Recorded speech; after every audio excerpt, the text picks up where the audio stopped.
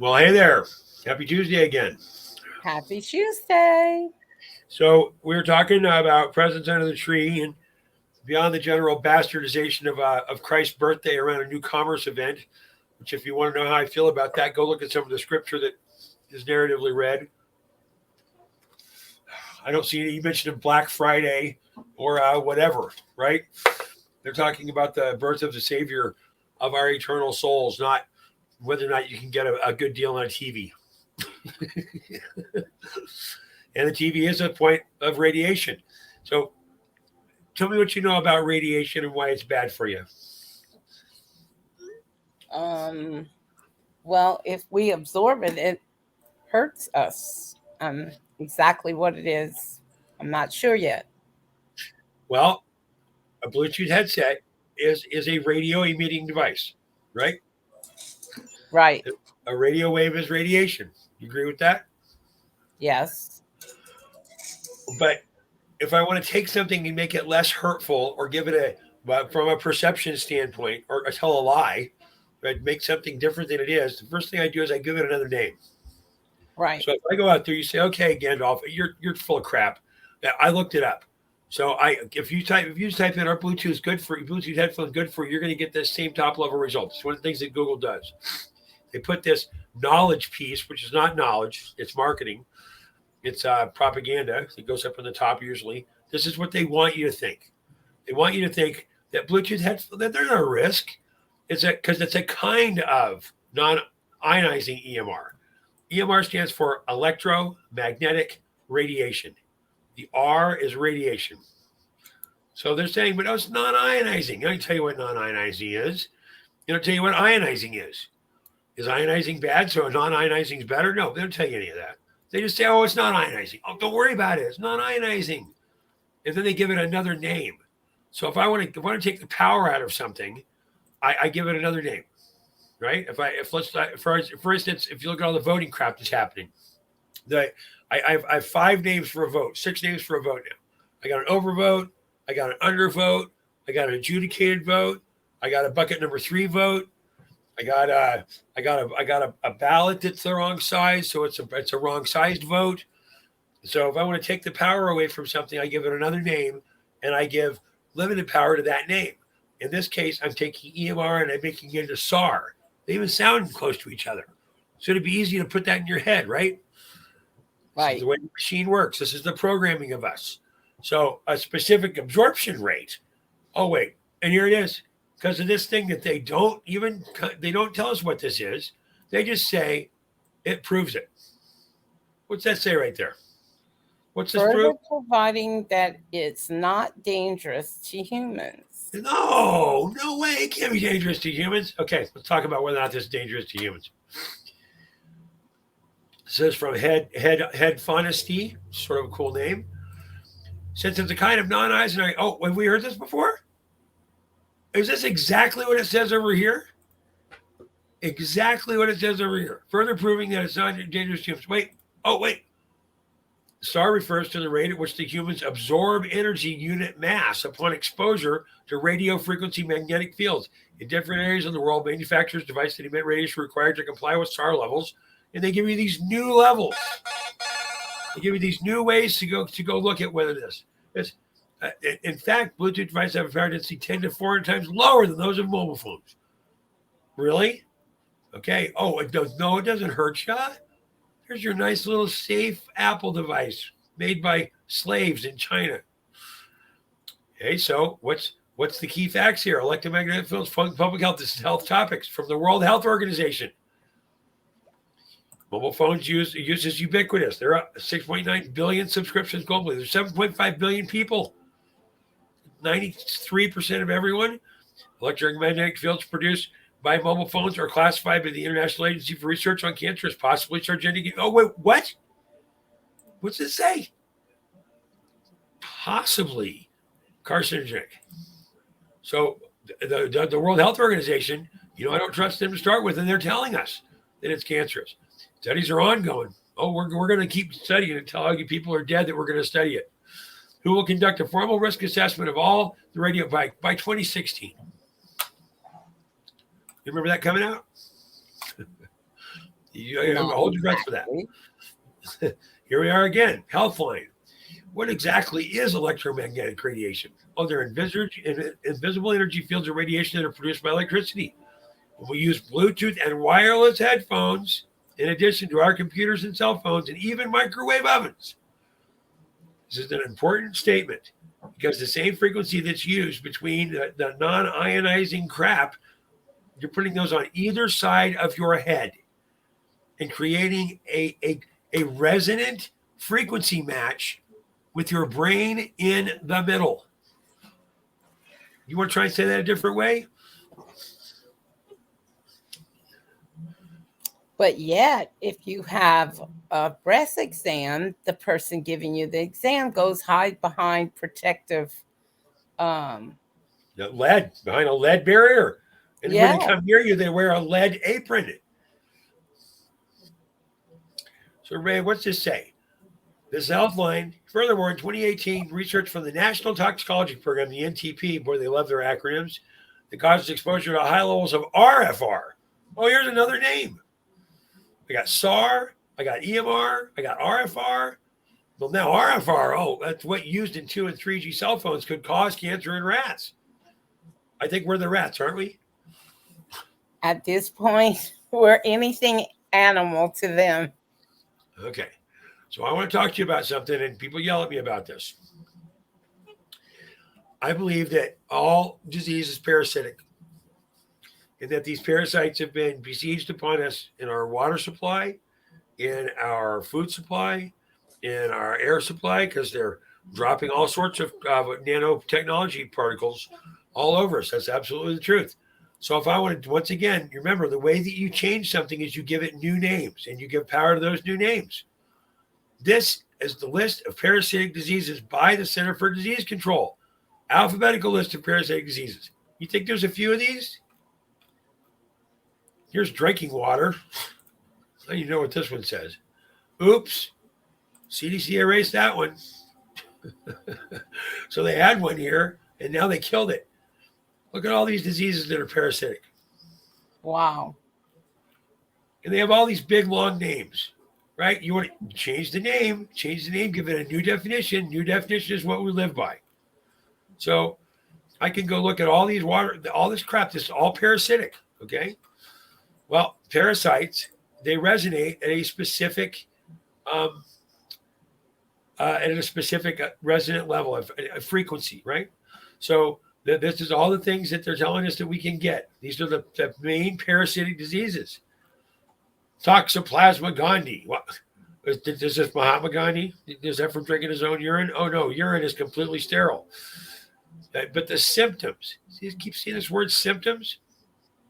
Right. Okay. Foodborne parasites. Oh look, it's all in our food.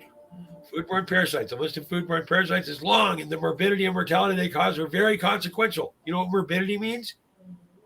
And mortality? These are dead words. Where you're dead or you're dead. And they're very consequential. What's the consequences of something that makes you dead? You're dead. You're not alive. Right. Okay, let's talk about the right way to use earbuds now, because you can't just put them in your ears. Your earbuds. It's about kids, because our kids walk around with these things in our head all day long. Don't listen at more than 60% of the volume. Did you ever turn your speakers up as loud as you could when you were a kid? I did. Every single time I turned my radio on. Yep. I built speakers. Limit the amount of time you spend with your ears into 60 minutes. How do you do that? You have to check them out to your kids and get them back. I know adults that walk around with these things in their ears all day long. But all the way through the grocery store.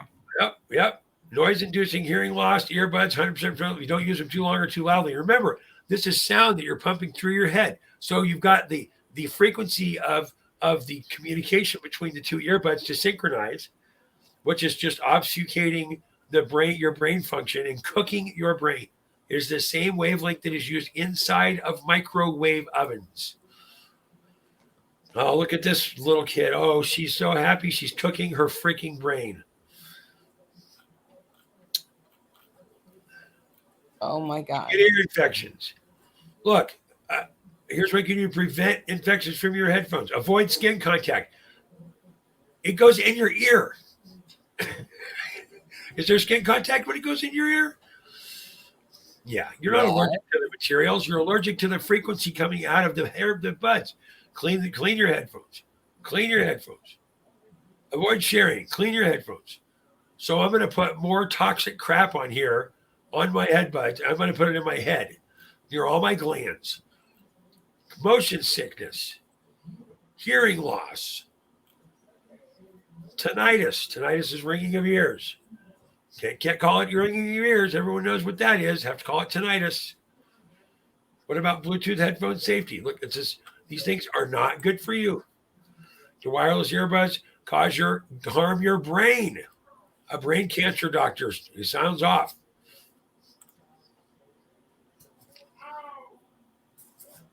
Sounds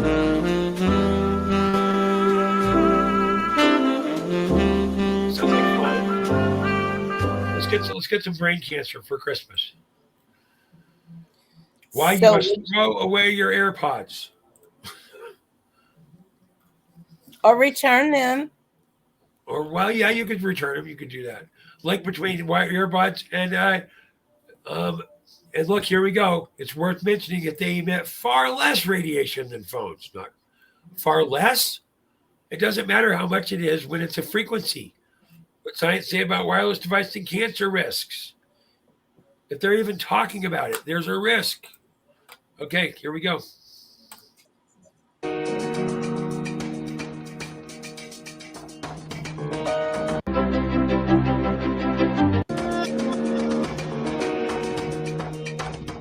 You hear that?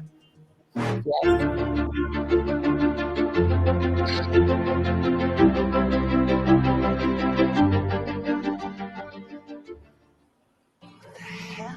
going on?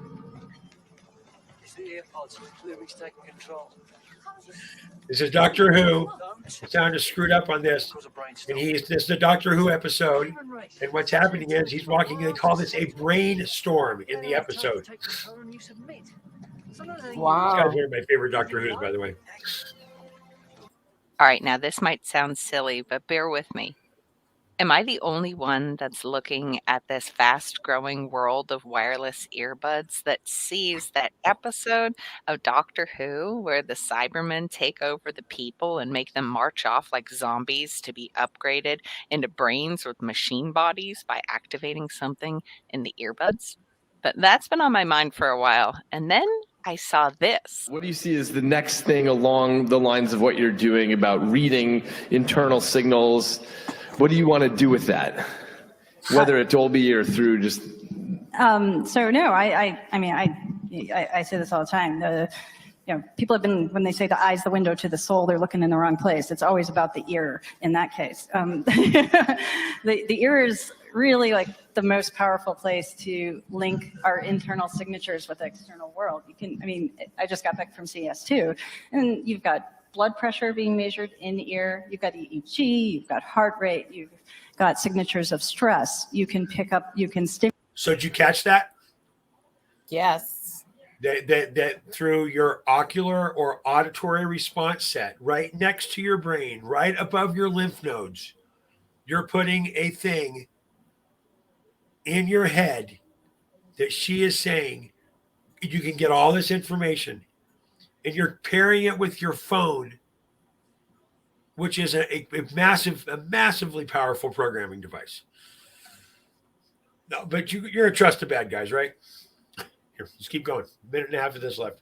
Stimulate the vagal nerve. It's a really amazing point to read and write the brain. Read and write the blood pressure being measured in the ear, internal signatures with the external world. I just got back from CS2, and you've got blood pressure being measured in the ear, you've got EEG, you've got heart rate, you've got signatures of stress. You can pick up, you can stimulate the vagal nerve. It's a really amazing point to read and write the brain, to both know the personal, internal, amalgamated signatures of what someone's mental and physical state is, and then link that with this beautiful, really cheap sensor called a microphone, and pair that with a ton of intelligent machine learning. And the way we communicate with our devices, with each other, that the ear is where we'll be wearing earbuds very soon, not to listen to music, not to play us movies, but to listen to our bodies and communicate with all the technology around us. Read and write the brain. Now, speaking of brain altering, you told me that you work in brain plasticity these days and what our devices, electronics, online experiences are doing to the plasticity of our brains. Sure. Building the way we design our technology, doing that from a neuroscience perspective, that we're going to engage with this technology and we get to proactively write how our brains are going to change, because they are. We need to be aware of what we're taking into our bodies, not just what we eat and drink and what we breathe, what we put on our skin, but also what we see and what we hear, and apparently how we hear. I mean, read and write capabilities for your brain. What do you think about that? What the hell? What's going on? It's the AirPods. Lumic's taking control. Can't we just, I don't know, take them off? Don't. Cause a brainstorm. Human race. We're such an intelligent. The brainstorm. That's what you just said. Brainstorm. Chance to take control and you submit. Amazing. Easy life.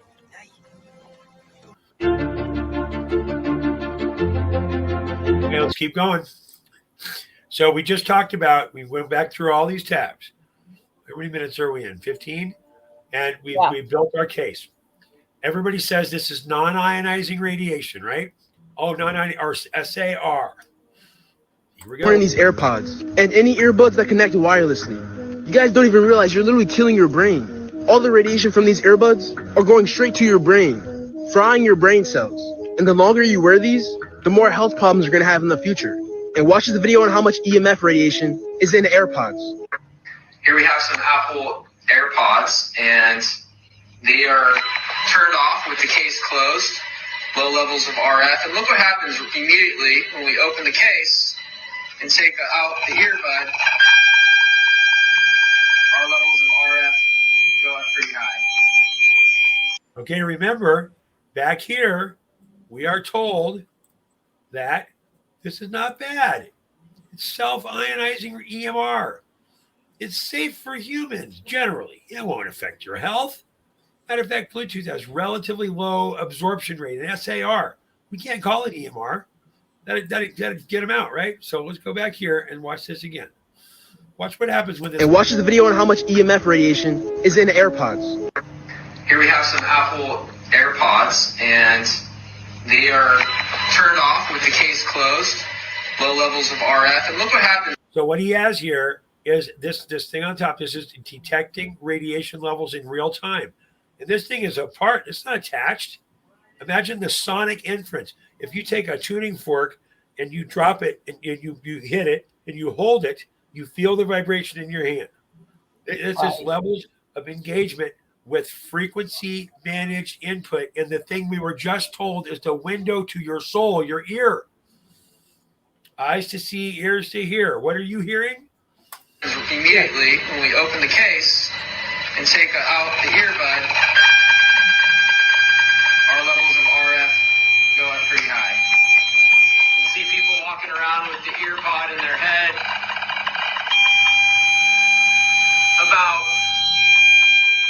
There's two of those, one on each side of your head. Does that sound like it's good for your brain? It's not good just hearing it over this audio you are playing. I would hate to see what it's like in your ears. I don't have it. Now let's talk. Now let's tie this all together. Let's talk about graphene oxide. For those of you who don't know what graphene oxide is, go look it up, do your own research. Graphene oxide is in everything. It's in our food. It's in our water supply. It's a nanoparticle. And it's injected into you if you happen to have succumbed to medical tyranny, which I hope you have not. This is what happens to graphene oxide, which is self-forming and self-responding within your system. This is what's clotting up in people's hearts and stopping their hearts for sudden adult death syndrome. Look at this. Russian guy, obviously. We come up. This is just a blob of graphene oxide. And this is an inert liquid. It's not evil, but in of itself. Now he's going to turn his phone on and start transmitting. It's a Russian iPhone right there. Look at this.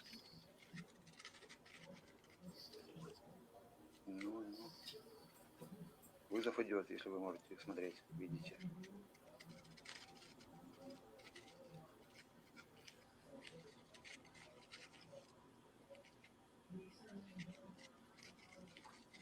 Nothing up my sleeves here.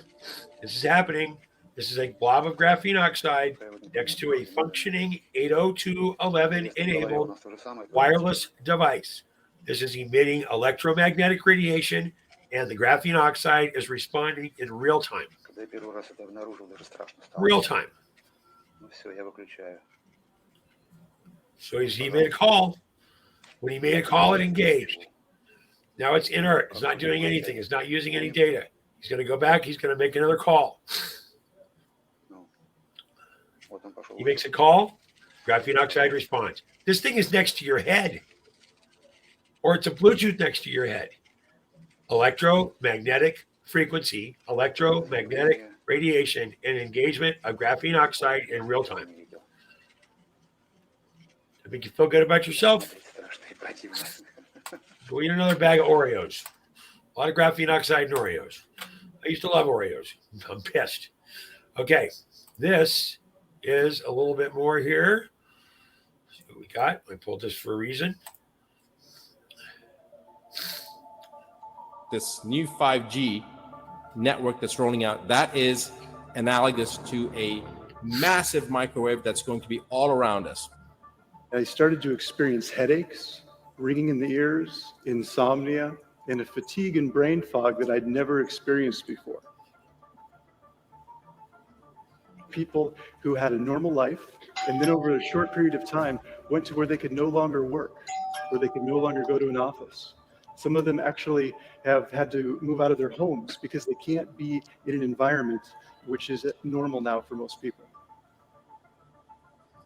5G has been the focus point of numerous conversations, especially because a significant part of the internet users have completely rejected the idea of this new generation of data technology.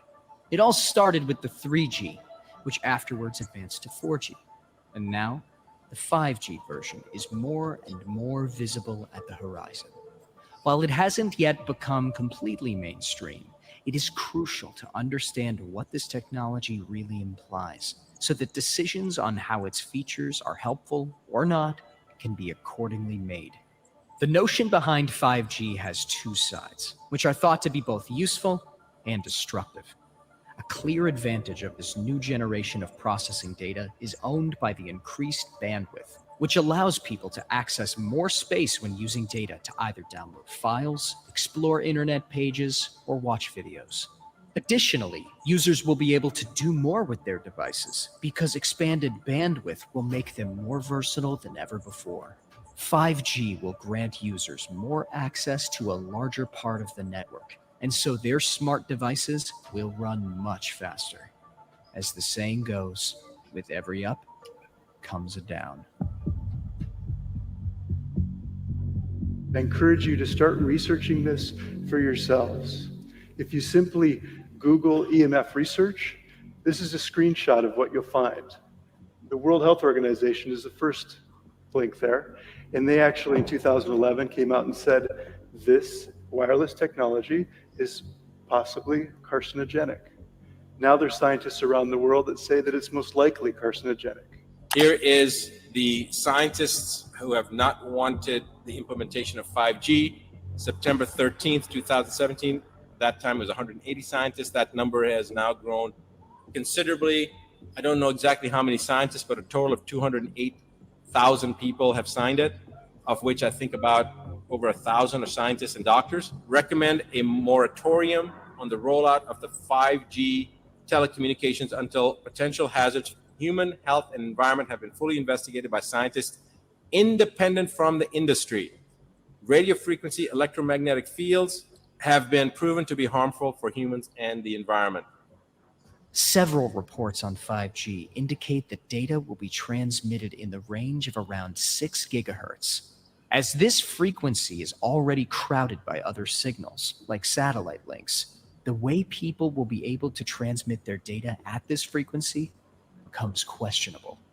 However, one of the most discussed adversity with the 5G technology is linked to how it will impact, or not, our health.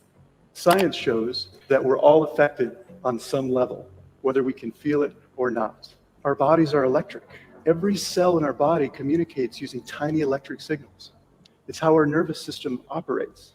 So to think that we could put an exponential amount of microwave radiation into our environment and not feel effects is simply false. Professor Andrew Wood, part of the multi-institutional Australian Centre for Electromagnetic Bioeffects Research, believes that one of the main biological effects of electromagnetic radiation is the rise in temperature. Other concerns are related to much more subtle effects, dealing with how long-term exposure to such radiation can trigger the development of certain types of cancer. There is enough data to support the fact that the physiological effects of electromagnetic radiation can change with frequency. This has resulted in significant reevaluation of the International Radiation Safety Guidelines. In fact, it is strongly believed that there is enough data for a meaningful risk assessment. Professor Wood explains that when the frequency goes up, the depth of penetration into the biological tissues goes down. Therefore, a great concern in regard to health is put on the skin and eyes rather than the brain. There is, therefore, an important amount of attention that we need to pay to how 5G radiation can affect our health. The millimeter waves that 5G operates on have very large wavelengths and very small frequencies. This makes the 5G signal weaker whenever you find yourself near a tree or when you drive behind a building. To overcome such natural and man-made obstacles, base stations and cell towers are placed at shorter distances so that a ubiquitous atmosphere of RF signals is created around us all the time. Health experts, such as Dr. Joel Moskowitz from the University of California, explain that such ubiquitous millimeter waves can trigger skin, eyes, and nervous system health issues.